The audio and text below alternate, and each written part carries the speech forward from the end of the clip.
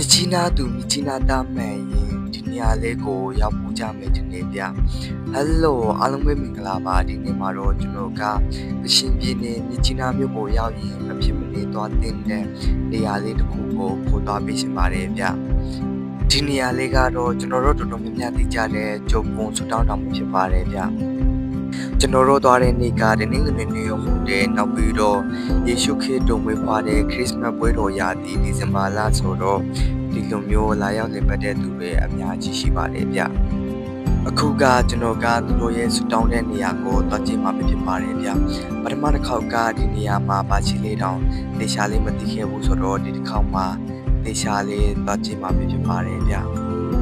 ဒီနေရာလေးကတကယ်ကိုအေးချမ်းပြီးတော့စိတ်ရင်နဲ့ကိုဖြစ်ရှင်တာကိုဆူတောင်းမယ်ဆိုရင်လေဆူတောင်းပြည့်ဆိုပြီးယုံကြည်ကြပါတယ်ဗျဒါကတော့သူတို့ရဲ့ဆူတောင်းတဲ့နေရာဖြစ်ပြီးတော့ကျွန်တော်လည်းတစ်ခါမှမမြင်ဘူးတာနဲ့ပတ်ကြည့်နေရပဲဖြစ်ပါတယ်ဗျကျွန်တော်တငယ်ချင်းတွေရောအထဲမှာဆူတောင်းနေကြတာဆိုတော့သူတို့ကိုဆောင်ရင်းနဲ့တပ်ပုံတွေအများကြီးရိုက်ခဲ့ပါတယ်ဗျ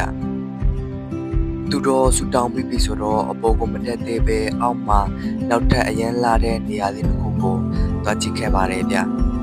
ဒါကတော့တောင်ပေါ်ကိုချီကျင်းတက်သူတွေပဲခံစားရမယ်ဝါပင်တွေနဲ့အရန်လာတဲ့နေရာလေးဖြစ်ပါတယ်ဗျဒီနေရာကိုဝင်သွားတာနဲ့နောက်ထပ်တခြားမြို့တစ်မြို့ကိုရောက်သွားတယ်ဆိုတဲ့ခံစားချက်ကိုရပါတယ်ဗျနောက်ထပ်ဒီနေရာကတော့ကျွန်တော်တို့ဗီဒီယိုတွေတပ်ပုံတွေရိုက်တာအကြဆုံးနေရာပဲဖြစ်ပါတယ်ဗျ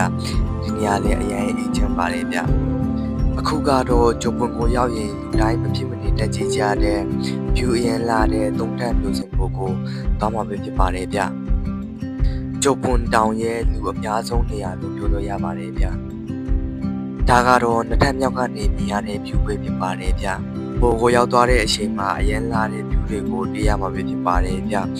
ဒီဇင်ဘာလဆိုတော့အရင်အေးတော့အရင်နေလို့ကောင်းပါတယ်ခင်ဗျာဒါကတော့ယေရှုခရစ်တော်မွေးဖွားတဲ့